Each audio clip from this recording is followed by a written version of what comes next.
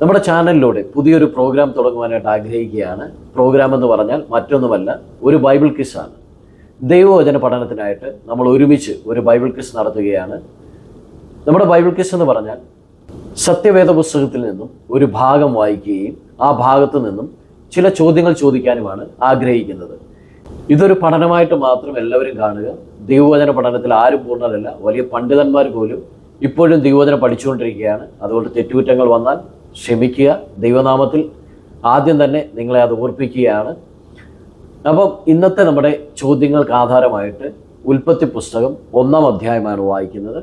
വായനാ ഭേദഭാഗം ശ്രദ്ധിച്ചു കേൾക്കുകയും അതിൽ നിന്നുള്ള ചോദ്യങ്ങൾക്ക് ഉത്തരം അയക്കുകയും ചെയ്യുക. ഉൽപ്പത്തി പുസ്തകം 1-ാം അധ്യായം വായിക്കുന്നു. ആദിയിൽ ദൈവം ആകാശവും ഭൂമിയും സൃഷ്ടിച്ചു.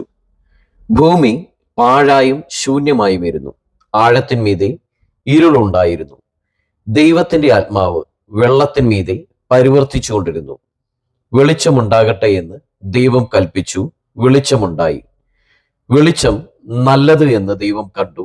ദൈവം വെളിച്ചവും ഇരുളും തമ്മിൽ വേർതിരിച്ചു. ദൈവം വെളിച്ചത്തിന് പകലെന്നും ഇരുളിന് രാത്രി എന്നും പേരിട്ടു. സന്ധ്യയായി ഉഷസ്സായി 1-ാം ദിവസം. ദൈവം വെള്ളങ്ങളുടെ മധ്യേ ഒരു വിധാനമുണ്ടാകട്ടെ എന്നും അത് വെള്ളത്തിനും തമ്മിൽ വേർതിരിവായിരിക്കട്ടെ എന്നും കൽപ്പിച്ചു. വിധാനമുണ്ടാക്കിയിട്ട് ദൈവം വിധാനത്തിന് കീഴുള്ള വെള്ളവും വിധാനത്തിന് മീതെയുള്ള വെള്ളവും തമ്മിൽ വേർതിരിച്ചു. അങ്ങനെ സംഭവിച്ചു. ദൈവം വിധാനത്തിന് ആകാശമെന്ന് പേരിട്ടു. സന്ധ്യയായി ഉഷസ്സായി 2-ാം ദിവസം. ദൈവം ആകാശത്തിന് കീഴുള്ള വെള്ളം ഒരു സ്ഥലത്ത് കൂടട്ടെ, ഉണങ്ങിയ നിലം കാണട്ടെ എന്ന് കൽപ്പിച്ചു. അങ്ങനെ സംഭവിച്ചു. ഉണങ്ങിയ നിലത്തിന് ദൈവം ഭൂമി എന്നും വെള്ളത്തിന്റെ കൂട്ടത്തിന് സമുദ്രമെന്നും പേരിട്ടു. നല്ലത് എന്ന് ദൈവം കണ്ടു. നമ്മുടെ 10 വാക്യങ്ങൾ കഴിഞ്ഞു. 10 വാക്യങ്ങളിൽ നിന്ന് 2 ചോദ്യങ്ങൾ ചോദിക്കുന്നു. ആദ്യത്തെ ചോദ്യം ഇതാണ്: നല്ലത് എന്ന് ദൈവം കണ്ട ആദ്യ പ്രതിഭാസം എന്താണ്? ചോദ്യം ഒരിക്കൽ കൂടി: നല്ലത് എന്ന് ദൈവം കണ്ട ആദ്യ പ്രതിഭാസം എന്താണ്? രണ്ടാമത്തെ ചോദ്യം ഇതാണ്: സൃഷ്ടിചരിത്രത്തിൽ വെള്ളത്തിൻ്റെ കൂട്ടത്തിന് ദൈവം നൽകിയ പേര് എന്താണ്? ചോദ്യം ഒരിക്കൽ കൂടി: സൃഷ്ടിചരിത്രത്തിൽ വെള്ളത്തിൻ്റെ കൂട്ടത്തിന് ദൈവം നൽകിയ പേര് എന്താണ്? ഭൂമിയിൽ നിന്ന് പുല്ലും വിത്തുള്ള സസ്യങ്ങളും ഭൂമിയിൽ അതത് തരം വിത്തുള്ള ഫലം കായ്ക്കുന്ന വൃക്ഷങ്ങളും മുളച്ചു വരട്ടെ എന്ന് ദൈവം കൽപ്പിച്ചു. അങ്ങനെ സംഭവിച്ചു. ഭൂമിയിൽ നിന്ന് പുല്ലും അതത് തരം വിത്തുള്ള ഫലം കായ്ക്കുന്ന വൃക്ഷങ്ങളും മുളച്ചു വന്നു. നല്ലത് എന്ന് ദൈവം കണ്ടു. സന്ധ്യയായി ഉഷസ്സായി 3-ാം ദിവസം. പകലും രാവും തമ്മിൽ വേർതിരിവാൻ ആകാശവിധാനത്തിൽ വെളിച്ചങ്ങൾ ഉണ്ടാകട്ടെ. അവിടെ അടയാളങ്ങളായും കാലം, ദിവസം, സംവത്സരം എന്നിവ തിരിച്ചറിവാനും ഉതകട്ടെ. ഭൂമിയെ പ്രകാശിപ്പിപ്പാൻ ആകാശവിധാനത്തിൽ അവ വെളിച്ചങ്ങളായിരിക്കട്ടെ എന്ന് ദൈവം കൽപ്പിച്ചു. അങ്ങനെ സംഭവിച്ചു.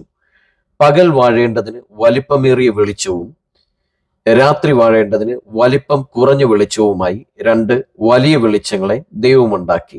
നക്ഷത്രങ്ങളെയും ഉണ്ടാക്കി.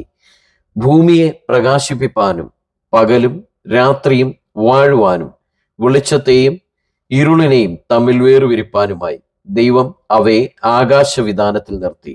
നല്ലത് എന്ന് ദൈവം കണ്ടു. സന്ധ്യയായി ഉഷസ്സായി 4-ാം ദിവസം.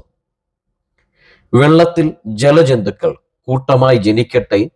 ഭൂമിയുടെ മീതെ ആകാശവിധാനത്തിൽ പർവ്വജാതി പറക്കട്ടെ എന്ന് ദൈവം കൽപ്പിച്ചു. ദൈവം വലിയ തിമിംഗലങ്ങളെയും വെള്ളത്തിൽ കൂട്ടമായി ജനിച്ച് ചരിക്കുന്ന അതതുതരം ജീവജന്തുക്കളെയും അതതുതരം പർവ്വജാതികളെയും സൃഷ്ടിച്ചു. നല്ലത് എന്ന് ദൈവം കണ്ടു. നിങ്ങൾ വർദ്ധിച്ചു പെരുകി സമുദ്രത്തിലെ വെള്ളത്തിൽ നിറവിൻ. പർവ്വജാതി ഭൂമിയിൽ പെരുകട്ടെ എന്ന് കൽപ്പിച്ചു. ദൈവം അവയെ അനുഗ്രഹിച്ചു. സന്ധ്യയായി ഉഷസ്സായി 5-ാം ദിവസം. അതതുതരം കന്നുകാലി, ഇഴജാതി, കാട്ടുമൃഗം ഇങ്ങനെ അതതുതരം ജീവജന്തുക്കൾ ഭൂമിയിൽ നിന്ന് ഉളവാകട്ടെ എന്ന് ദൈവം കൽപ്പിച്ചു. അങ്ങനെ സംഭവിച്ചു. ഇങ്ങനെ ദൈവം അതതുതരം കാട്ടുമൃഗങ്ങളെയും അതതുതരം കന്നുകാലികളെയും അതതുതരം ഭൂചര ജന്തുക്കളെയും ഉണ്ടാക്കി. നല്ലത് എന്ന് ദൈവം കണ്ടു. അനന്തരം ദൈവം നാം നമ്മുടെ സ്വരൂപത്തിൽ നമ്മുടെ സാദൃശ്യപ്രകാരം മനുഷ്യനെ ഉണ്ടാക്കുക.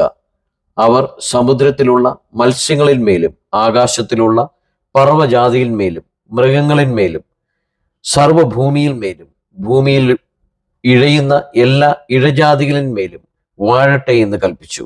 ഇങ്ങനെ ദൈവം തൻ്റെ സ്വരൂപത്തിൽ മനുഷ്യനെ സൃഷ്ടിച്ചു. ദൈവത്തിന്റെ സ്വരൂപത്തിൽ അവനെ സൃഷ്ടിച്ച് ആണും പെണ്ണുമായി അവരെ സൃഷ്ടിച്ചു. ദൈവം അവരെ അനുഗ്രഹിച്ചു. അവർ സന്താനപുഷ്ടിയുള്ളവരായി പെരുകി ഭൂമിയിൽ നിറഞ്ഞ് അതിനെ അടക്കി സമുദ്രത്തിലെ മത്സ്യത്തിന്മേലും ആകാശത്തിലെ പർവ്വജാതിയിന്മേലും സകല ഭൂചര ജന്തുക്കളിന്മേലും വാഴുവിനെന്ന് അവരോട് കൽപ്പിച്ചു. ഭൂമിയിലെങ്ങും വിത്തുള്ള സസ്യങ്ങളും വൃക്ഷത്തിന്റെ വിത്തുള്ള ഫലം കായ്ക്കുന്ന സകല വൃക്ഷങ്ങളും ഇതാ ഞാൻ നിങ്ങൾക്ക് തന്നിരിക്കുന്നു. അവ നിങ്ങൾക്ക് ആഹാരമായിരിക്കട്ടെ. ഭൂമിയിലെ സകല മൃഗങ്ങൾക്കും ആകാശത്തിലെ എല്ലാ പറവകൾക്കും ഭൂമിയിൽ ചരിക്കുന്ന സകല ഭൂചര ജന്തുക്കൾക്കും ആഹാരമായിട്ട് പച്ച സസ്യമൊക്കെയും ഞാൻ കൊടുത്തിരിക്കുന്നു എന്ന് ദൈവം കൽപ്പിച്ചു. അങ്ങനെ സംഭവിച്ചു.